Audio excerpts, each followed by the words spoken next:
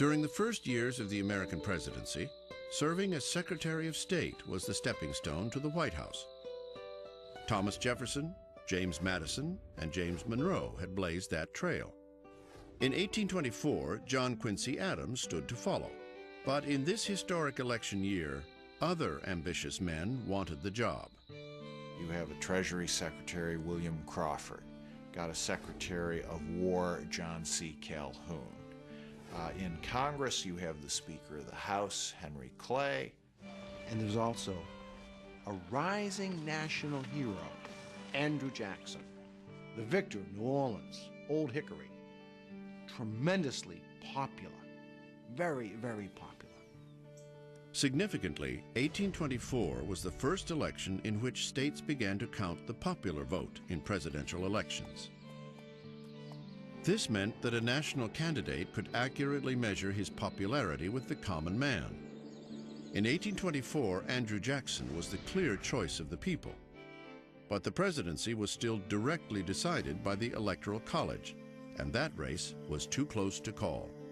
The way the four of them finish in the Electoral College is Andrew Jackson is first, John Quincy Adams is second, William Crawford is third, and Henry Clay is fourth.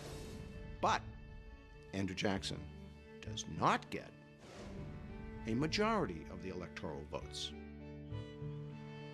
Now, according to the Constitution, the top three go to the House of Representatives, which must pick among them. So Clay is dropped.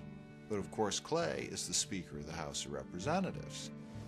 The unknown quantity in this election is Henry Clay. Then William Crawford had a stroke. So the contest came down to two men, Adams versus Jackson, with Henry Clay presiding from the pulpit of the House of Representatives. Clearly, some deal was made. The House picks John Quincy Adams on the first ballot, and John Quincy Adams picks Henry Clay as his Secretary of State. Now, Andrew Jackson screams bloody murder at this, and he says this is a corrupt bargain. It is a scandal. It is a scandal. And John Quincy Adams enters office under this terrible cloud of this corrupt bargain. Shortly after his election, John Quincy Adams received a note from his father. It said, "No man who ever held the office of president would congratulate a friend upon obtaining it." Number 6, John Quincy Adams, Democratic Republican, 1825 to 1829, 57 years old, from Massachusetts. Adams came into office with many lofty goals. He wanted Americans to explore the Western territories. He wanted to fund public education. He promoted scientific advancement and discovery. And he proposed vast internal improvements, such as roads and canals across the nation. Now, the problem is he doesn't get to do any of it because the politics of his term are just so rancid, and he is so unable to manage them. Before the oath of office had fully passed his lips, Congress began thwarting everything Adams wanted to do. This would haunt his presidency and leave Adams with few accomplishments. I think it's fair to say that the Jackson followers in both the House and the Senate wage a war of obstructionism in the 4 years that follow. And so it's a very ill-fated presidency. Adams' personality did nothing to help his presidential agenda. Yes, he was the son of a founding father and acutely aware of it. But he was also his father's son. John Quincy Adams tends to be somebody with a very strong self-righteous streak. Adams was physically short, pudgy, and stubborn like his father. And like Lyndon Johnson, he was a skinny dipper, although Adams took his morning swim in the Potomac River. He was also the first president to wear long trousers instead of knee breeches. John Quincy Adams came to the White House, much like George W. Bush did 175 years later, hoping to exorcise his father's political demons and retrieve a lost presidency. It's not as if he went into it by saying, I can do a better job than my dad by being more diplomatic or whatever. Quite the contrary. It was more like, I'm going to prove to those guys that my father was right. And of course, he went down the drain the same way his father did. More than anything, John Quincy Adams believed he could rise above the charge that he had gained the presidency through a corrupt bargain with Henry Clay. He did not worry about whether he himself had been corrupt, and I think that was part of his undoing. Seeking to prove his political purity, Adams refused to play the patronage game in Washington. This meant he would not hire people who were for him or fire those who were against him. The result was devastating. John Quincy Adams endures probably 4 years of what may be the most miserable presidency that any president has ever experienced. It is 4 years of unremitting attacks on him by the Jacksonians. In 1828, John Quincy Adams ran for a second term. But once again, Andrew Jackson stood in his way. In this election, American political opinion was sharply split.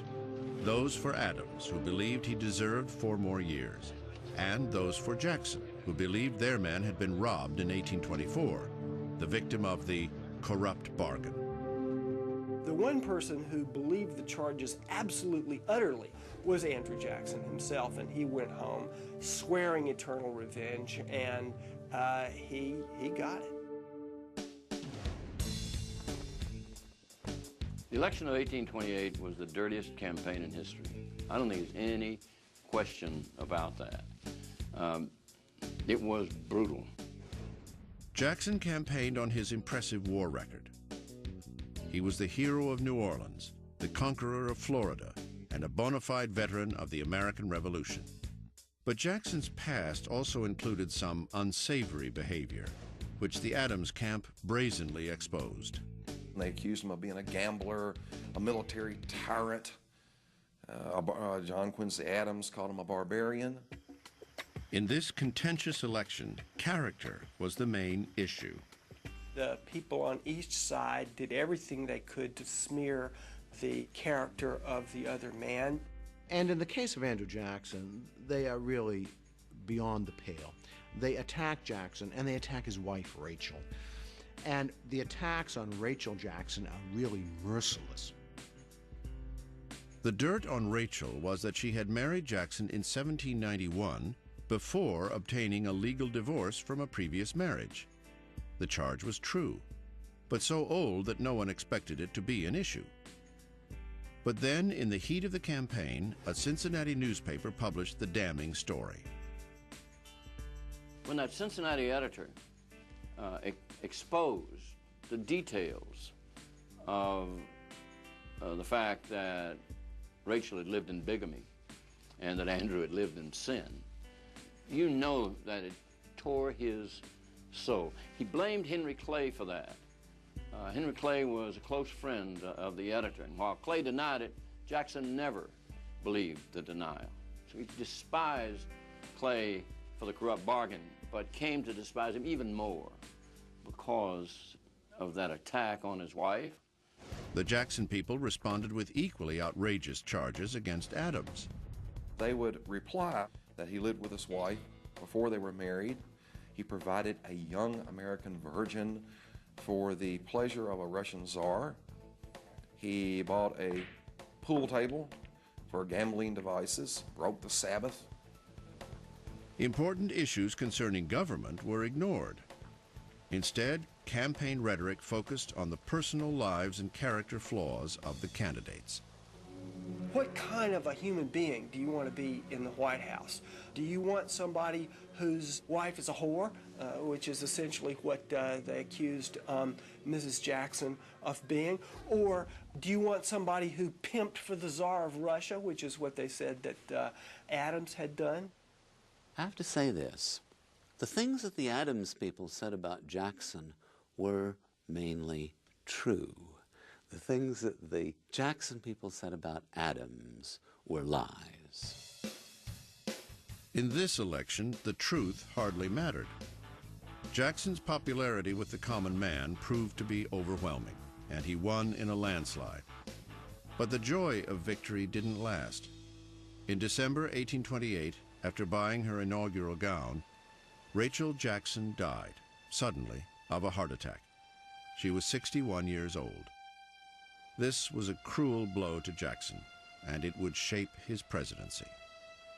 Andrew Jackson is reputed to have remarked on the occasion of her death that he did, in fact, forgive all those who had attacked him personally, but that he would never, never forgive those who had attacked his wife. As for John Quincy Adams, he, like his father, was not gracious in defeat. He refused to attend Jackson's inauguration. Instead, he went home to Massachusetts. 2 years later, Adams was elected to the House of Representatives, becoming the only former U.S. president to do so. In this role, Adams would be an outspoken congressional leader in the fight against slavery. That work, not his presidency, would become his greatest legacy. John Quincy Adams is the first president to have his photograph taken. He sat for this photo in 1843.